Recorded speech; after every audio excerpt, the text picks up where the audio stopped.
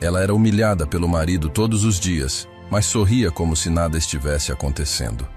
Naquela noite, porém, no restaurante mais caro da cidade, um milionário a observava do outro lado do salão, e ele via muito mais do que o sorriso dela. Laura ajeitou o garfo de prata ao lado do prato intocado. O vestido de seda verde que ela usava, escolhido a dedo por seu marido, Victor, parecia uma armadura frágil contra o ataque de palavras que ele disparava contra ela em um sussurro venenoso. Para qualquer um que olhasse de longe, eles eram o casal perfeito. Bonitos, ricos, jantando no Le Ciel, o restaurante que pairava sobre a cidade como uma coroa de cristal. Mas de perto a perfeição se desfazia. "Você mal tocou na comida", disse Victor, um sorriso fino nos lábios que não alcançava seus olhos frios. "Não me diga que está de dieta de novo. Eu pago uma fortuna por este jantar. O mínimo que você pode fazer é fingir que gosta." "A comida está maravilhosa, Victor. Eu só não estou com muita fome", Laura respondeu, a voz cuidadosamente neutra. Cada palavra era uma peça em um jogo de xadrez que ela jogava todos os dias. Um jogo para evitar o cheque-mate da fúria dele. "Claro que não está", ele zombou, tomando um gole de seu vinho de 5.000 hires a garrafa. "Você está distraída, como sempre, olhando para as outras mesas, para as outras pessoas. Você precisa entender, Laura, que quando está comigo, seu mundo sou eu. As outras pessoas aqui, elas não importam. Elas só estão aqui para nos ver, para nos invejar. Era sempre assim. Para Victor, o mundo era um palco, e Laura era seu acessório mais bonito, uma prova de seu sucesso. Ele a havia conhecido 5 anos antes, quando a empresa de sua família, um império têxtil construído por seu avô, havia desmoronado em um escândalo de má gestão causado por seu pai. Victor, um empresário do mercado imobiliário em ascensão, com dinheiro novo e uma fome voraz por status, a viu como a oportunidade perfeita. Uma esposa com um sobrenome tradicional, bela, educada e, o mais importante, desesperadamente vulnerável. Ele a salvou. Pagou as dívidas da família, colocou seu pai em uma clínica de reabilitação e ofereceu à sua mãe, doente do coração, o melhor tratamento médico que o dinheiro podia comprar. Em troca, Laura se tornou a Senhora Valente. Ela se tornou sua propriedade. "O Sr. Medeiros está olhando para cá", disse Victor, ajeitando-se na cadeira. "Ele está pensando em fechar um grande negócio comigo. Preciso que você seja charmosa, Laura. Encantadora. Sabe como as mulheres de família tradicional sabem ser."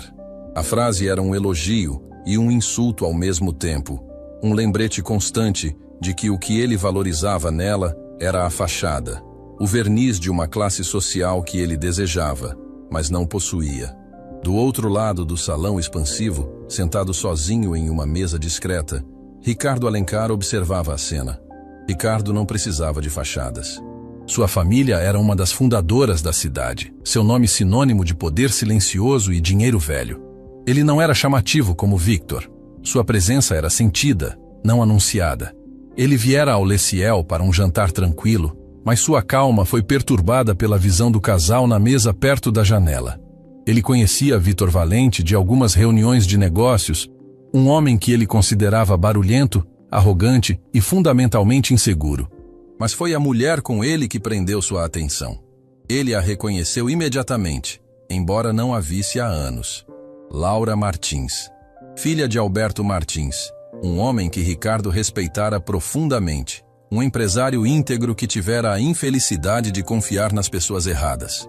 Ricardo se lembrava de Laura como uma jovem vibrante, cheia de vida, com um riso fácil e uma inteligência aguçada. Agora, ele via uma mulher que parecia uma boneca de porcelana, linda, perfeitamente arrumada, mas com uma rachadura de tristeza profunda nos olhos que o sorriso forçado não conseguia esconder. Ele observou a maneira como Victor falava com ela, a forma como ela se encolhia sutilmente, o esforço visível que ela fazia para manter a compostura. E ele sentiu uma onda de repulsa pelo homem e uma imensa compaixão pela mulher. De volta à mesa, a humilhação de Laura estava prestes a atingir um novo nível. O Sr. Medeiros, um investidor mais velho e importante, aproximou-se da mesa deles.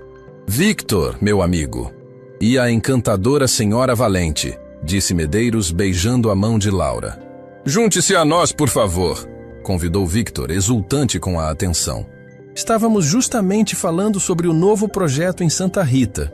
Enquanto os dois homens falavam de negócios, Laura permaneceu em silêncio, como fora instruída. Ela sorria e assentia nos momentos certos. Mas então, Victor decidiu incluí-la na conversa. Sabe, Medeiros, a família da minha esposa costumava entender muito de negócios. Os Martins, donos da Têxtil Martins. Uma pena o que aconteceu, disse Victor com falsa compaixão. Uma lição sobre como um império pode virar pó da noite para o dia. Não é mesmo, querida? Laura sentiu o sangue fugir de seu rosto. Ele estava usando a ruína de sua família, a maior dor de sua vida, como uma anedota para entreter um parceiro de negócios. Era cruel, desnecessário e profundamente humilhante. O senhor Medeiros, sentindo o constrangimento, tentou mudar de assunto, mas Victor insistiu. Mas a Laura aprendeu a lição. Ele continuou, colocando a mão sobre a dela de uma forma que parecia protetora, mas era possessiva. Ela aprendeu que o mundo dos negócios não é para amadores. Agora ela tem a mim para cuidar de tudo. Ela é muito boa em decorar a casa e organizar jantares, não é, meu amor? Ele piscou para Medeiros, como se estivessem compartilhando uma piada entre homens. Laura sentiu as lágrimas arderem em seus olhos. Ela precisava sair dali, nem que fosse por um instante. Com licença, ela sussurrou, levantando-se com toda a graça que conseguiu reunir. Eu preciso retocar a maquiagem. Ela caminhou em direção ao toalete, sentindo os olhares de pena de algumas pessoas e a indiferença de outras. Cada passo era uma luta para não desmoronar. No banheiro luxuoso, ela se apoiou na pia de mármore, respirando fundo, tentando controlar os soluços que ameaçavam escapar. Ela olhou para o próprio reflexo. A mulher no espelho era uma estranha, uma casca vazia usando um vestido caro. Ela lavou o rosto, consertou a maquiagem e colocou sua máscara de serenidade de volta no lugar. Ela tinha que voltar para aquela mesa. Tinha que continuar o show. Sua mãe dependia do tratamento que Victor pagava. A doença de sua mãe piorava com o estresse. E um escândalo, uma separação, poderia matá-la. Laura estava presa. Quando saiu do corredor do toalete, uma figura alta e elegante bloqueou seu caminho. Era o homem da mesa do canto, o que estava de smoking. Ricardo Alencar. Senhora Valente, me perdoe a indiscrição, ele disse. A voz calma e respeitosa, um contraste gritante com o tom de Victor. Meu nome é Ricardo Alencar. Laura o reconheceu. O nome Alencar era uma instituição na cidade. Senhor Alencar, é um prazer. Eu conheci seu pai, Alberto, continuou Ricardo, e a menção de seu pai, dita com tanto respeito, foi o suficiente para quebrar a compostura dela por um segundo. Ele era um dos homens mais íntegros que já conheci. O que aconteceu com a empresa dele foi uma tragédia e uma grande injustiça. Ninguém falava de seu pai daquela maneira há anos. Para o mundo, Alberto Martins era um fracassado. Mas aquele homem, aquele estranho poderoso, lembrava-se dele por quem ele realmente era. As lágrimas voltaram a ameaçar. Obrigada, ela conseguiu dizer. Isso significa muito. Seu pai uma vez me deu um conselho, disse Ricardo, olhando em seus olhos. Ele me disse para nunca me contentar com um negócio que parecia bom por fora, mas que estava podre por dentro. Ele disse que o verdadeiro valor de algo está em sua substância, em sua integridade. Acredito que isso se aplica a mais do que apenas negócios. A mensagem era sutil, mas clara. Ele havia visto. Ele havia entendido. Eu preciso voltar para a minha mesa, disse Laura, sentindo o pânico de sua ausência prolongada. Eu sei, disse Ricardo. Ele tirou um cartão de visita do bolso interno de seu paletó. Era um cartão simples, de papel grosso, com apenas seu nome e um número de telefone gravado em relevo. Seu pai era meu amigo. Se a filha do meu amigo um dia precisar de um conselho, de uma segunda opinião sobre um negócio, ou apenas de um amigo para conversar, eu ficaria honrado em ajudar. Ele não estava oferecendo pena. Não estava se insinuando. Ele estava oferecendo respeito. Estava lhe dando uma ferramenta, uma opção. Ele colocou o cartão na mão dela, seus dedos roçando os dela por um breve instante. Tenha uma boa noite, senhora Valente. Ele se afastou, retornando à sua mesa como se nada tivesse acontecido. Laura ficou parada por um momento, o pequeno cartão retangular pesando em sua mão como se fosse feito de chumbo. Era um objeto perigoso, era um vislumbre de um outro mundo. Um mundo onde ela não era um objeto, mas uma pessoa. Um mundo onde o nome de seu pai ainda significava a honra. Ela guardou o cartão na pequena bolsa e caminhou de volta para a sua mesa, o coração batendo forte contra as costelas. Victor e Medeiros haviam pedido outra garrafa de vinho e mal notaram sua volta. Mas assim que Medeiros se despediu e os deixou sozinhos, o interrogatório de Victor começou. Onde você estava? Ele perguntou, os olhos estreitos. Você demorou uma eternidade. Apenas precisei de um momento, ela respondeu, tentando manter a voz calma. Com quem estava falando no corredor? Ele insistiu. Eu vi você conversando com alguém. Não era ninguém, apenas uma conhecida que me cumprimentou. A mentira saiu com mais facilidade do que ela esperava. Victor a encarou desconfiado, mas o álcool o estava deixando menos atento. Ele deu de ombros. Não importa. Acho que Medeiros gostou de você. Você fez seu papel. Vamos embora. Estou cansado deste lugar. No caminho para casa, no carro silencioso e luxuoso, Laura sentia o cartão de visita em sua bolsa como uma brasa acesa. Era uma promessa e uma ameaça. Uma promessa de que talvez houvesse uma saída. E uma ameaça a tudo o que sustentava sua vida precária. O tratamento de sua mãe. A pouca paz que conseguia comprar com sua submissão. Ao chegarem à mansão fria e moderna que Victor chamava de lar, ele se virou para ela antes de saírem do carro. Amanhã temos o leilão de cavalos. Quero que use o vestido azul. E tente parecer um pouco mais feliz, sim? As pessoas começam a comentar. Era outra ordem. Outra instrução sobre como ela deveria parecer, como deveria se sentir. Mas, pela primeira vez em 5 anos, algo dentro de Laura havia mudado. Antes, havia apenas o desespero silencioso. Agora, havia o cartão. Uma pequena porta entreaberta em um corredor escuro. Ela olhou para o marido, para o homem que a humilhava todos os dias para se sentir maior. E então, pensou no homem do restaurante, em seu olhar respeitoso, em suas palavras que honravam a memória de seu pai.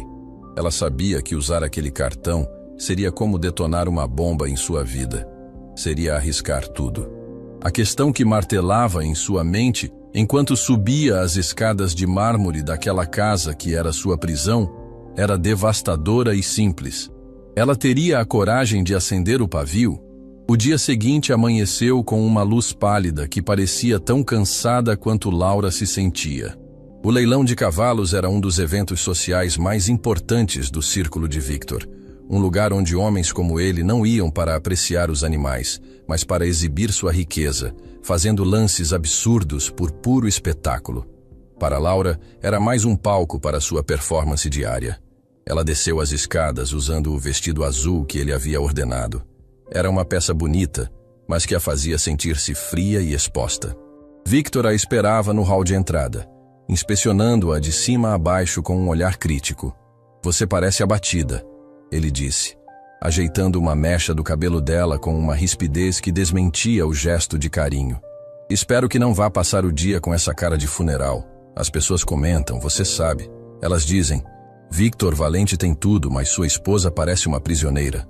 Isso não é bom para os negócios. Tive uma noite difícil, só isso, ela respondeu a voz baixa. Dentro de sua pequena bolsa de mão, o cartão de Ricardo Alencar parecia pesar 1 tonelada. No leilão, a paranoia de Victor estava em plena exibição. Ele a mantinha por perto, a mão sempre em suas costas ou em seu braço, um gesto que parecia protetor para os outros, mas que para Laura era o toque de um carcereiro. Se ela conversava por muito tempo com a esposa de um de seus sócios, ele a interrompia com uma desculpa. Se um homem mais velho a cumprimentava com um sorriso, o olhar de Victor se tornava gelado. Ele estava sentindo uma mudança nela, um átomo de resistência que ele não conseguia identificar, e isso o deixava furioso. Seu controle estava sendo sutilmente desafiado, e ele reagia apertando a coleira.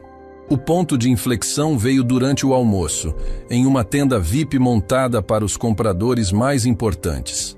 Laura estava conversando com uma senhora idosa, a matriarca de uma família tradicional, quando Victor se aproximou com 2 copos de champanhe. Querida, a senhora Monteiro estava me contando sobre a instituição de caridade que ela apoia para crianças doentes, disse ele, com um sorriso largo e falso. Acho que deveríamos fazer uma doação generosa. O que você acha de 100 mil? Laura ficou chocada. Era uma quantia enorme, e ele a estava colocando na situação de recusar ou aceitar em público. Mas ela sabia o que aquilo significava. Era um teste, uma demonstração de poder. É uma causa nobre, Victor, ela disse cuidadosamente. Mas talvez devêssemos discutir isso em particular. O sorriso de Victor vacilou. Discutir? Não há o que discutir. É o meu dinheiro. Eu decido fazer o bem com ele. Ele se virou para a senhora Monteiro. Ela se preocupa demais com as finanças. É um traço de família, eu acho. Depois do que aconteceu com o pai dela, ela tem medo de gastar um centavo. A humilhação foi novamente pública e precisa. Ele a pintou como mesquinha e traumatizada, enquanto se exibia como um filantropo generoso. Naquele momento, sentada naquela tenda luxuosa, cercada por riqueza e poder, Laura tomou uma decisão. O medo de Victor era grande, mas o medo de passar o resto de sua vida morrendo um pouco a cada dia era maior. O cartão em sua bolsa não era mais apenas uma opção. Era sua única opção. Naquela tarde, enquanto Victor estava no curral inspecionando um cavalo premiado que acabara de comprar por um preço exorbitante, Laura encontrou seu momento. Ela se desculpou, dizendo que precisava ir ao toalete, e em vez disso, caminhou para um canto isolado dos estábulos, onde o cheiro de feno e couro abafava o som da festa. Com as mãos tremendo, ela pegou o celular e discou o número do cartão. O telefone tocou 2 vezes. Ela quase desligou, o pânico tomando conta dela. Mas então, uma voz calma e grave atendeu. Alencar. Senhor Alencar? É Laura. Laura Valente. Nós nos encontramos ontem à noite. Houve uma pequena pausa do outro lado da linha. Senhora Valente? Sim, eu me lembro. Está tudo bem? A simples pergunta. Está tudo bem? Dita com genuína preocupação, quase a fez desabar. Ninguém lhe perguntava aquilo. Sim, eu estou bem. Desculpe incomodá-lo. O senhor mencionou que, se eu precisasse de um conselho profissional... Claro, ele respondeu, a voz calma e tranquilizadora. Seria um prazer. Você gostaria de marcar um horário em meu escritório? Um escritório. Era profissional. Era seguro. Não era um encontro secreto. Era uma consulta de negócios. Sim, por favor. Minha assistente entrará em contato para agendar algo discreto. Fico feliz que tenha ligado, Laura. Ele a chamou de Laura, não de Senhora Valente. Foi um pequeno gesto, mas significativo. Ele a via como a pessoa, não como a esposa de Victor. Ela desligou, o coração batendo forte. Havia dado o primeiro passo. 2 dias depois, ela estava sentada na sala de espera do escritório de Ricardo Alencar. O lugar era o oposto do escritório de Victor. O de Victor era todo em vidro, aço e mármore preto, projetado para intimidar e impressionar. O de Ricardo era decorado com madeira escura, estantes de livros do chão ao teto e arte discreta, mas de valor inestimável. O lugar não gritava poder, ele o sussurrava. Ricardo a recebeu pessoalmente, conduzindo-a para uma sala de reuniões confortável, com vista para o parque da cidade. Ele lhe ofereceu café e sentou-se, não atrás de uma mesa imponente, mas em uma poltrona ao lado dela. Laura, por favor, sinta-se à vontade. O que a aflige? Ele perguntou gentilmente. Com hesitação, ela começou a falar. Contou sobre o controle de Victor, sobre a humilhação constante. E então, contou a parte mais difícil, o motivo pelo qual ela se sentia presa. Minha mãe, ela tem um problema cardíaco sério. O tratamento é experimental e incrivelmente caro. Victor paga por tudo. Se eu o deixar, ele cortará o financiamento. Eu não posso arriscar a vida dela. Ricardo ouviu pacientemente sem interromper. Ele não ofereceu palavras de pena. Quando ela terminou, ele ficou em silêncio por um momento, pensativo. Laura, a dependência é a mais forte de todas as correntes, ele disse finalmente. Para se libertar, você não precisa de um salvador.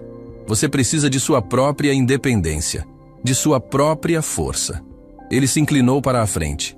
Seu pai, Alberto, antes de tudo acontecer, ele estava trabalhando em algo novo. Ele me contou sobre isso uma vez, em um almoço. Ele estava diversificando. Ele havia registrado algumas patentes de um novo tipo de fibra sintética, uma que era sustentável e incrivelmente resistente. Você se lembra disso? Laura franziu a testa.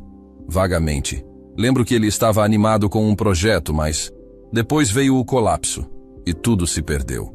Talvez não tudo, disse Ricardo. Ele se levantou e foi até sua mesa, pegando um tablet. Eu pedi à minha equipe para fazer uma pesquisa discreta depois que nos encontramos. As patentes ainda existem. Elas foram registradas em nome de uma pequena empresa de pesquisa que seu pai criou, separada da empresa principal.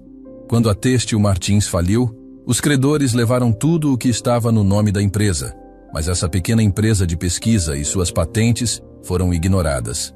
Elas não valiam nada na época. Os olhos de Laura se arregalaram. O que isso significa?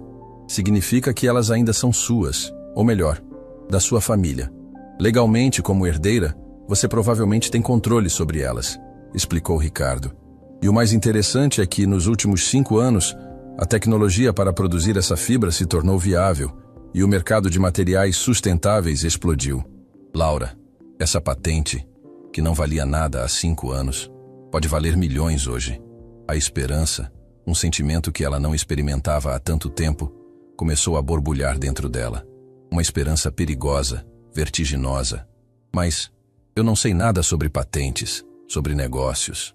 Mas você é filha de Alberto Martins. Você tem a inteligência dele, disse Ricardo com uma confiança que a surpreendeu. E você não precisa fazer isso sozinha. Eu posso apresentá-la a advogados de patentes, a engenheiros têxteis, a investidores. Eu não vou lhe dar o dinheiro, Laura. Eu vou lhe dar as ferramentas e os contatos para que você mesma possa construir sua liberdade. O que você acha? Pela primeira vez em anos, Laura sentiu uma onda de poder.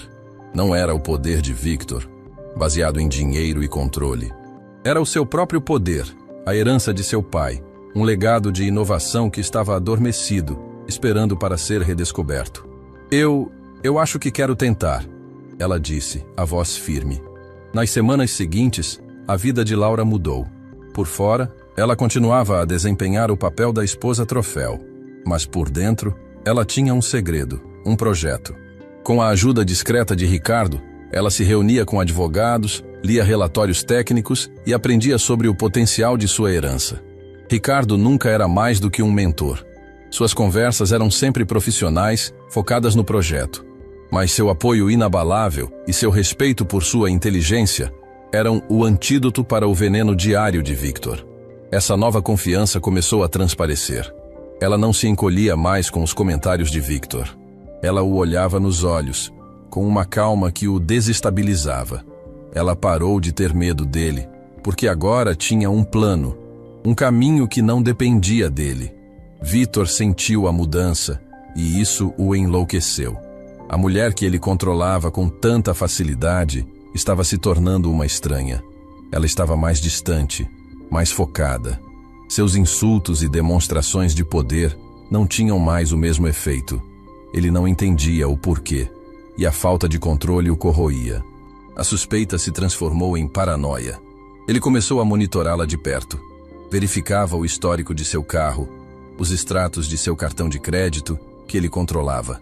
Mas Laura era cuidadosa. Ela usava táxis para suas reuniões e pagava em dinheiro que pedia emprestado de uma antiga amiga da faculdade, a única pessoa a quem confidenciou parte de seu plano. Mas Victor era implacável. Se não podia encontrar a prova, ele a compraria.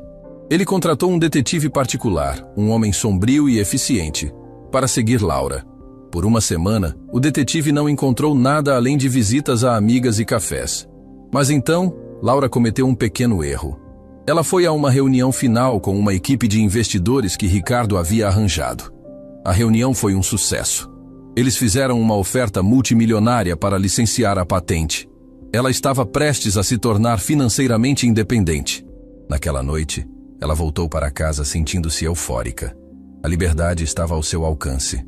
Ela poderia pagar pelo tratamento de sua mãe, recomeçar sua vida, deixar Victor para sempre. Ela estava tão perto. Quando entrou na sala de estar, encontrou Victor esperando por ela.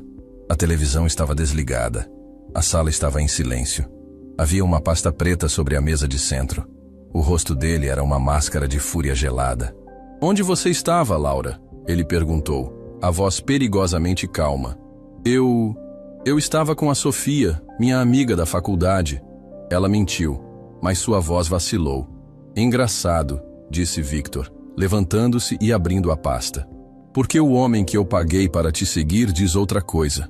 Ele jogou uma série de fotografias sobre a mesa. Eram fotos de Laura, entrando em um prédio de escritórios imponente, sentada em uma sala de reuniões. E uma foto, tirada com uma lente de longa distância através de uma janela, dela apertando a mão de Ricardo Alencar. O ar saiu dos pulmões de Laura. Ela havia sido descoberta. "Eu fiz minha própria pesquisa", continuou Victor, circulando ao redor dela como um tubarão.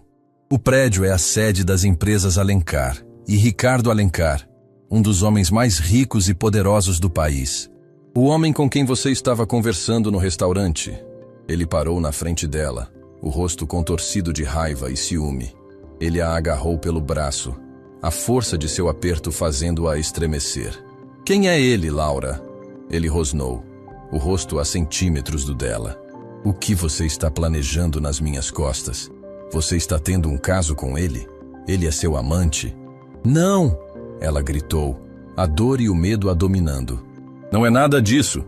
Não minta para mim!" Ele a sacudiu. "Você acha que pode ser esperta? Acha que pode me enganar? Você depende de mim. Você não é nada sem mim." Ele a empurrou para trás e ela caiu no sofá.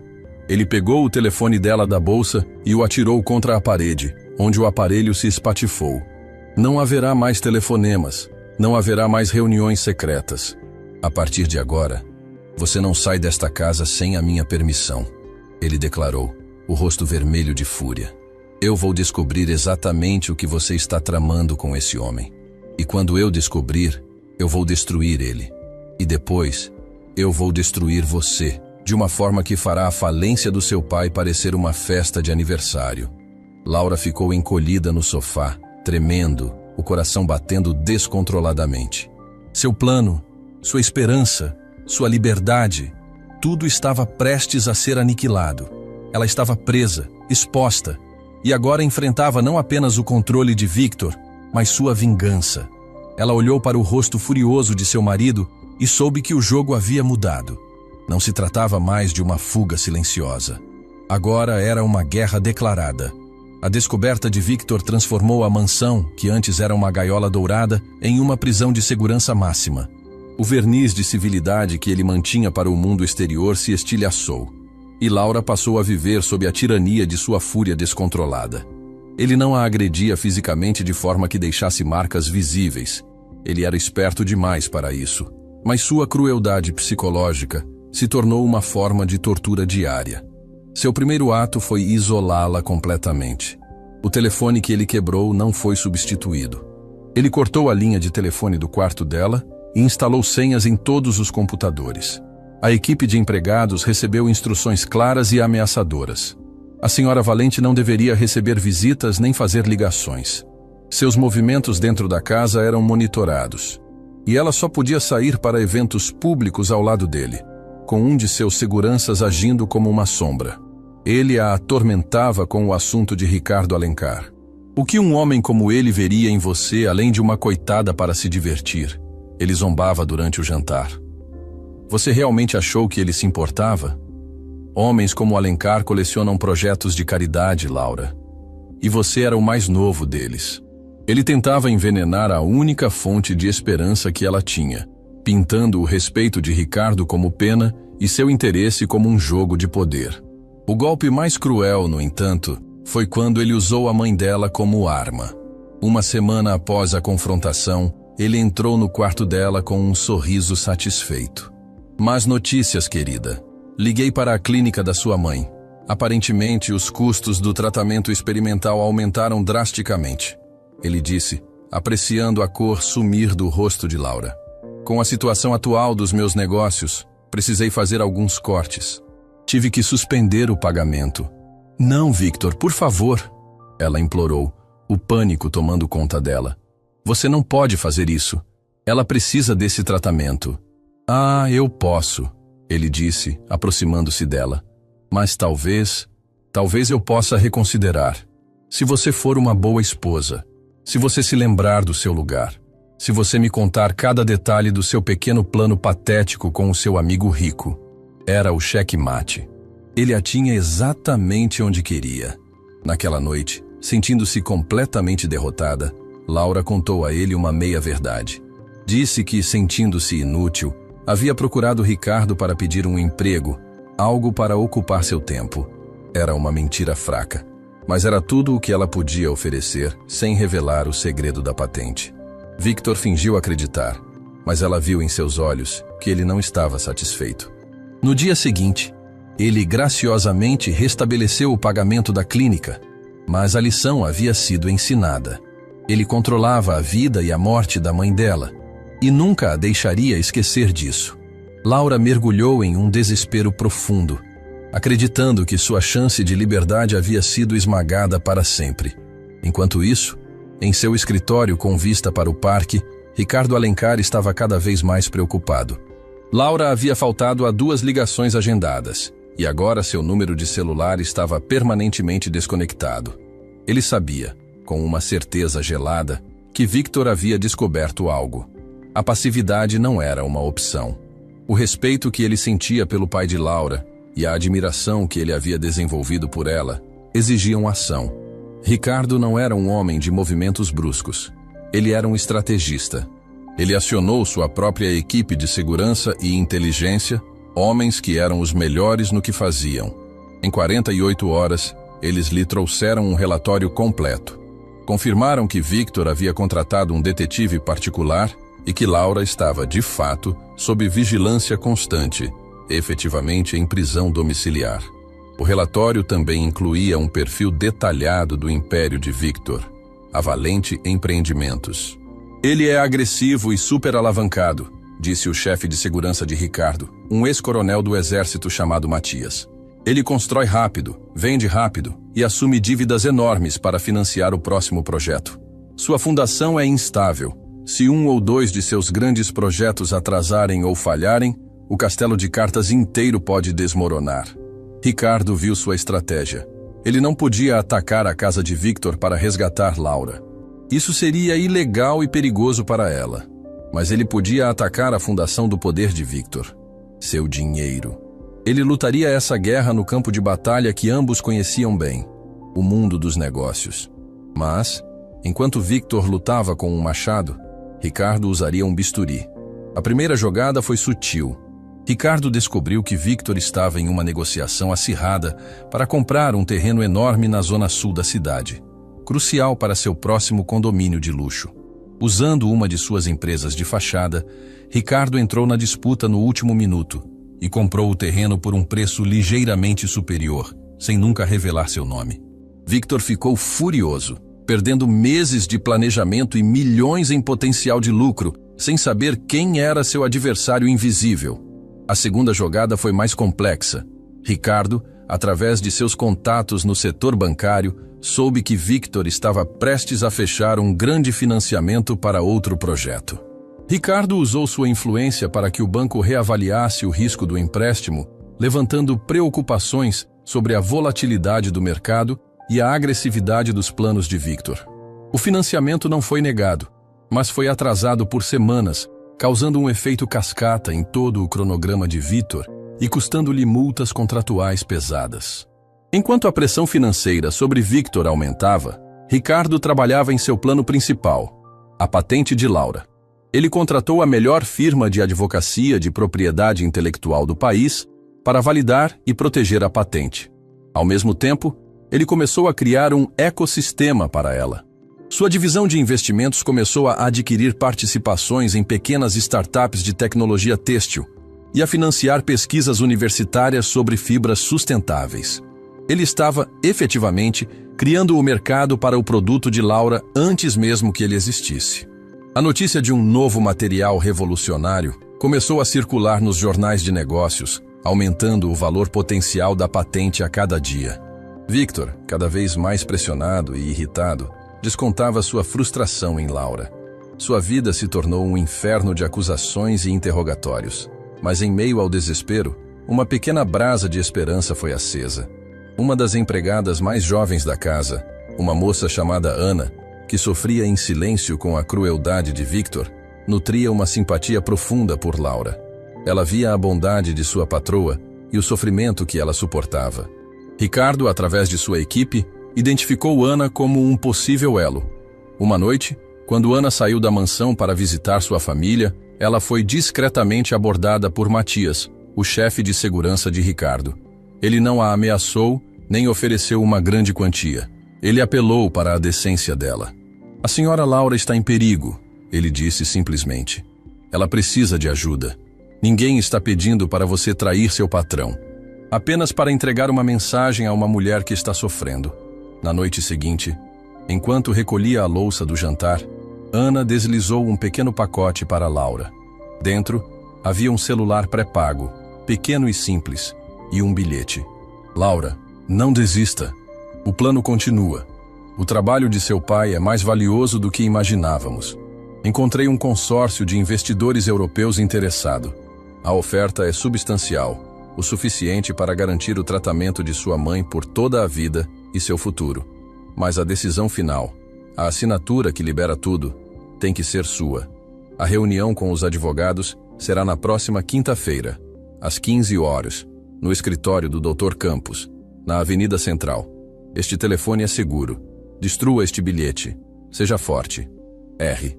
A mensagem era um choque elétrico no coração entorpecido de Laura. Ele não a havia esquecido. Ele estava lutando por ela, não como um cavaleiro de armadura brilhante, mas como um general silencioso, movendo suas peças no tabuleiro. E o mais importante, ele ainda estava colocando o poder em suas mãos. A assinatura tinha que ser dela. A liberdade tinha que ser conquistada por ela. Agora, o desafio era outro. Como escapar de sua própria casa?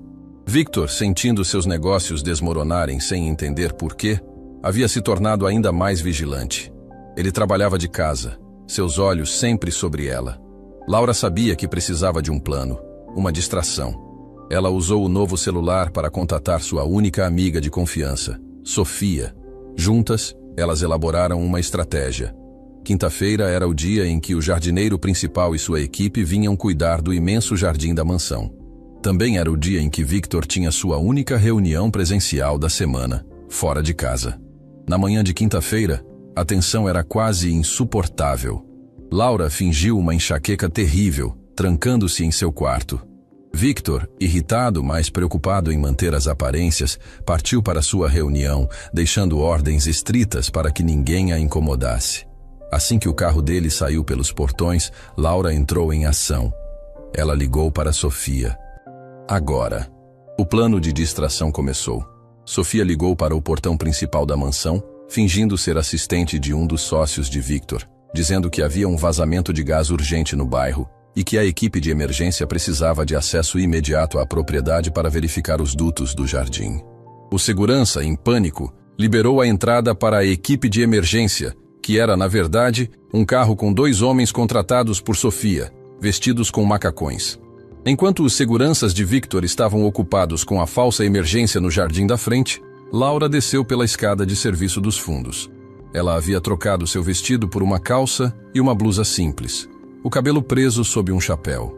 Ela atravessou a cozinha, passando por Ana, que lhe deu um aceno de cabeça encorajador. Sua rota de fuga era um pequeno portão nos fundos do muro da propriedade, usado pelos jardineiros, que sempre ficava escondido atrás de uma moita de buganvílias.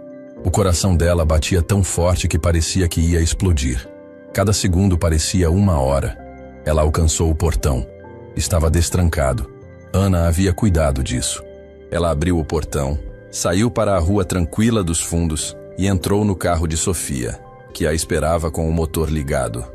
"Conseguimos", disse Sofia, acelerando.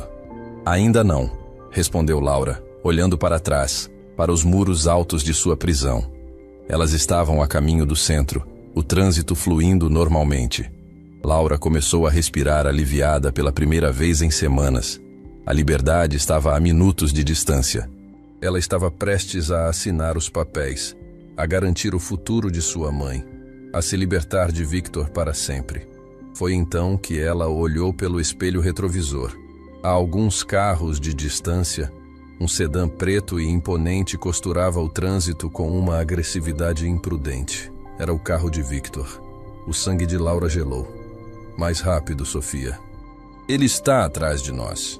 Victor devia ter recebido uma ligação de seu segurança sobre a equipe de emergência, ou talvez sua paranoia o tenha feito voltar mais cedo. De alguma forma, ele sabia. E ele estava vindo. Sofia pisou fundo no acelerador, mas o carro de Victor era mais potente. Ele diminuía a distância a cada segundo. Laura via o rosto dele no retrovisor, uma máscara de fúria pura. Ele não estava tentando pará-la, ele estava caçando-a. Elas entraram na Avenida Central, o escritório do advogado a apenas alguns quarteirões de distância. Mas o trânsito ficou mais lento. O carro de Victor colou na traseira delas. Ele buzinava, furioso, tentando forçar uma passagem. "Eu não vou conseguir despistá-lo", gritou Sofia, o pânico em sua voz. "Pare aqui", ordenou Laura, vendo o prédio do escritório à frente. "Eu vou a pé." Sofia parou o carro abruptamente. Laura saltou para fora e começou a correr na calçada, a bolsa apertada contra o peito. Ela ouviu o som de uma porta de carro batendo com força atrás dela. Não ousou olhar para trás. Correu como nunca havia corrido na vida, o som dos passos pesados de Victor ecoando em seus calcanhares. A porta do prédio estava a 20 metros, 10, 5. Ela podia ver a entrada giratória, o símbolo da sua liberdade. Mas a mão de Victor agarrou seu braço com uma força brutal, um instante antes que ela pudesse alcançar a porta. Ele a virou para encará-lo, o rosto vermelho, os olhos injetados de ódio. "Você achou que podia fugir de mim?" Ele rosnou, o aperto em seu braço esmagador. "Você não vai a lugar nenhum." Ela estava presa. A poucos metros de sua liberdade, ela havia sido capturada. O mundo pareceu girar, e o desespero, frio e absoluto, a envolveu. Era o fim. O aperto de Victor no braço de Laura era como uma algema de ferro. Por um instante, o mundo se resumiu àquele ponto de dor e ao rosto dele, contorcido em uma máscara de ódio triunfante. Ele a havia capturado. A liberdade, a poucos metros de distância, parecia agora uma miragem cruel em um deserto de desespero. Ele começou a arrastá-la de volta para o carro, em plena luz do dia, na avenida mais movimentada da cidade. As pessoas na calçada paravam para olhar, rostos curiosos e chocados, mas ninguém intervinha. Eram ricos demais, importantes demais. A briga de um casal poderoso era um espetáculo a ser observado, não interrompido. "Acabou, Laura?" Ele sibilou, a voz baixa e cheia de veneno. "O seu pequeno jogo acabou. Você vai voltar para casa e aprenderá de uma vez por todas o que acontece quando você me desafia." Mas então, uma voz calma e firme cortou o ar. Uma voz que não precisava ser alta para comandar a atenção. "Eu acredito que a senhora disse não." Victor parou, virando-se abruptamente.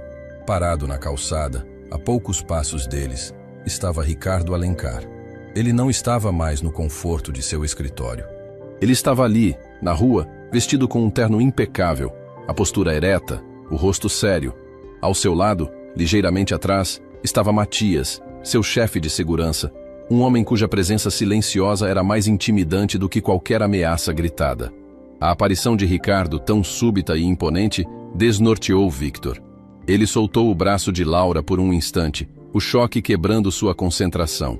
Naquele breve momento de liberdade, Laura recuou, colocando-se instintivamente atrás de Ricardo.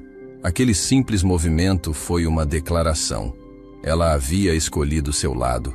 A fúria de Victor, agora misturada com a humilhação de ser confrontado publicamente, explodiu. "Fique fora disso, Alencar!" Ele gritou, apontando um dedo trêmulo para Ricardo. "Isso é um assunto de família. Esta é a minha esposa. Sua esposa parece estar com bastante medo de você, Victor", respondeu Ricardo. a voz mantendo um tom de conversação, o que tornava sua calma ainda mais enervante. E quando um assunto de família envolve agressão em uma via pública, ele se torna um assunto de interesse geral. Você não sabe de nada, cuspiu Victor, o rosto ficando vermelho. Você tem se encontrado com ela pelas minhas costas, envenenando a mente dela, enchendo a cabeça dela de mentiras. Você quer roubar a minha mulher? Eu não preciso roubar nada, Victor, disse Ricardo, dando um passo à frente, diminuindo o espaço entre eles. Ao contrário de você, eu não vejo as pessoas como propriedades. E quanto a envenenar a mente de Laura, creio que você fez um trabalho muito mais completo nos últimos 5 anos. Nesse exato momento, como se a cena tivesse sido ensaiada, a porta do prédio de escritório se abriu e um homem mais velho, de terno e com uma pasta de couro, saiu. Era o Dr. Campos, o advogado. Senhora Valente, que bom que chegou, disse o advogado em voz alta, ignorando completamente a presença de Victor. Os investidores do consórcio europeu estão na linha de conferência, aguardando ansiosamente sua assinatura para finalizar o acordo de licenciamento. Estamos todos esperando pela senhora. A intervenção do advogado foi um golpe de mestre. Transformou a cena de um suposto conflito doméstico em uma interrupção de um negócio internacional importante. Victor ficou sem palavras. Ele não podia mais arrastar Laura à força. Ela não era apenas uma esposa fugindo. Era uma empresária a caminho de uma reunião crucial. A narrativa havia mudado ali mesmo na calçada. Victor olhou de Ricardo para o advogado, depois para Laura, que agora o encarava sem medo, protegida pela presença dos outros 2 homens. Ele havia perdido. O controle, a narrativa, o poder, tudo havia escorrido por entre seus dedos. Isso não vai ficar assim, ele murmurou, a ameaça soando vazia e patética. Vocês 2 vão se arrepender disso. Com um último olhar carregado de ódio, ele se virou, entrou em seu carro e saiu cantando pneus. Um rei derrotado fugindo de seu próprio campo de batalha. Laura sentiu as pernas fraquejarem de alívio. Ricardo segurou seu braço gentilmente para firmá-la. Você está bem? Ela assentiu, as lágrimas finalmente vindo. Estou. Pela primeira vez em muito tempo, eu estou bem. No escritório do Dr. Campos, a realidade de sua nova vida começou a se materializar. Em uma sala de reuniões com vista para a cidade, ela leu os documentos. O consórcio europeu estava licenciando a patente de seu pai por uma quantia que a fez prender a respiração. Com a caneta tremendo, mas com uma determinação de aço, ela assinou seu nome, não Laura Valente, mas Laura Martins, em cada página. Quando a última assinatura foi feita, o advogado sorriu. Parabéns, senhora Martins. A senhora agora é uma mulher financeiramente independente. O dinheiro foi transferido para uma nova conta bancária criada em seu nome, em um banco privado. Sua primeira ação, seu primeiro ato de verdadeira liberdade, foi fazer uma ligação para a clínica de sua mãe. Ela falou com o diretor financeiro e estabeleceu um fundo, usando seu próprio dinheiro, para cobrir todos os tratamentos de sua mãe, presentes e futuros, de forma anônima. A arma de Victor, sua mais poderosa corrente, havia sido quebrada. Nos dias seguintes, com a ajuda de Ricardo e da equipe do Dr. Campos, Laura se moveu rapidamente. Ela entrou com o pedido de divórcio e com o testemunho de Sofia e as fotos do detetive de Victor, que a equipe de Ricardo conseguiu obter, conseguiu uma ordem de restrição de emergência contra ele. Ela se mudou para um apartamento elegante e seguro, pago por ela mesma, e começou o processo de reconstruir sua vida, peça por peça. Victor, por sua vez, começou a sentir o colapso de seu império. A perda do terreno crucial e o atraso no financiamento foram apenas o começo. Com a notícia do divórcio se espalhando, acompanhada de rumores sussurrados sobre seu comportamento abusivo e o confronto público na Avenida Central, sua reputação começou a ruir. Parceiros de negócios se tornaram cautelosos. Banqueiros, já nervosos com seus projetos superalavancados, começaram a chamar seus empréstimos. O castelo de cartas de Victor, construído sobre a areia da arrogância e da dívida, começou a desmoronar. Ele tentou lutar, mas o adversário invisível que o atacava nos negócios era mais inteligente, mais rápido e tinha mais recursos. Em 6 meses, A Valente Empreendimentos entrou com pedido de falência. Victor perdeu tudo. Sua queda foi tão espetacular quanto sua ascensão havia sido. Ele foi destruído não pela força de Ricardo, mas pelo peso de seu próprio caráter. Laura, ao contrário, florescia. A liberdade era como o sol após um longo inverno. Ela não se contentou em apenas viver de sua nova fortuna. Ela sentiu a necessidade de usar sua experiência, sua herança, para criar algo significativo. Ela usou uma parte substancial de seus recursos para criar a Fundação Martins. O objetivo da fundação não era a caridade tradicional, mas o investimento anjo. Ela procurava jovens empreendedores, especialmente mulheres, que tinham ideias brilhantes, mas que, como ela, não tinham acesso ao capital ou aos contatos para começar. Ela se tornou uma mentora, usando não apenas seu dinheiro, mas sua inteligência e a sabedoria que adquiriu em sua jornada. Ela se tornou a pessoa que ela mesma precisava ter conhecido 5 anos antes. 2 anos se passaram. A Fundação Martins já havia ajudado a lançar uma dúzia de startups de sucesso e Laura havia se tornado uma das vozes mais respeitadas e admiradas da nova geração de líderes empresariais. Ela era conhecida por sua perspicácia, sua empatia e sua integridade inabalável. Uma noite, a Fundação realizou seu evento anual de premiação em um salão de festas no topo de um dos edifícios mais modernos da cidade. Laura, usando um vestido simples, mas elegantíssimo, de um jovem designer que ela mesma havia financiado, subiu ao palco para fazer o discurso de encerramento.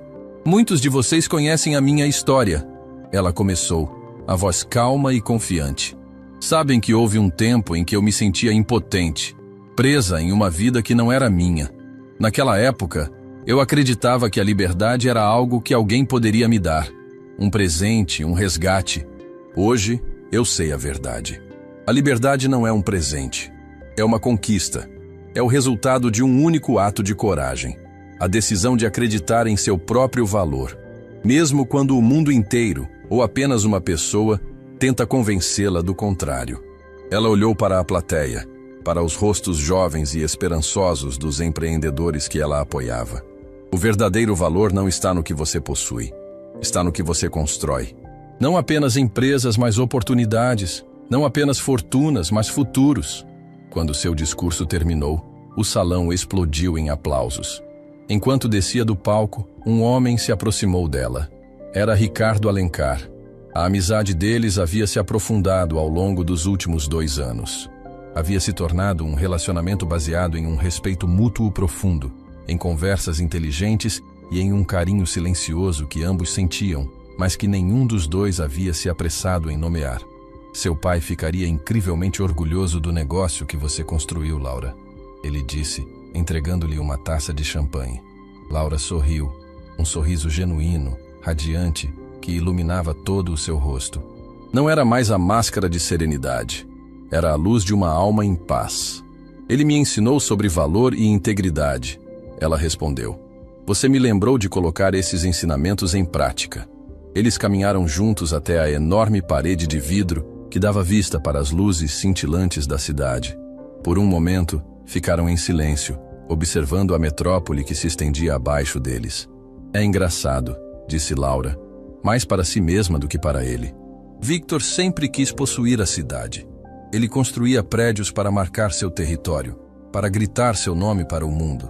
Ele via a cidade como um prêmio a ser conquistado. E você? Perguntou Ricardo. O que você vê? Laura olhou para as luzes, não como um conquistador olha para seu território, mas como um jardineiro olha para seu jardim.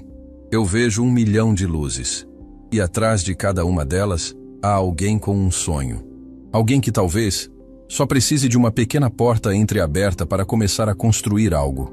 Eu não quero possuir a cidade, eu quero ajudá-la a crescer. Ricardo sorriu. Era essa a mulher que ele havia visto naquela noite no restaurante. Inteligente, forte, cheia de potencial, apenas soterrada pela dor. Ele havia lhe oferecido um cartão, uma pequena chave, mas foi ela, e somente ela, quem teve a coragem de girá-la na fechadura e abrir a porta. Eles não precisavam de mais palavras. Ali, lado a lado, não como um salvador e uma vítima, mas como 2 iguais, 2 parceiros. Eles observavam a cidade. A história, que havia começado com humilhação em um restaurante caro, encontrava seu belo e silencioso epílogo, não com o fim de uma guerra, mas com o início promissor da paz, da parceria e de um futuro que ambos escolheriam construir juntos, uma luz de cada vez.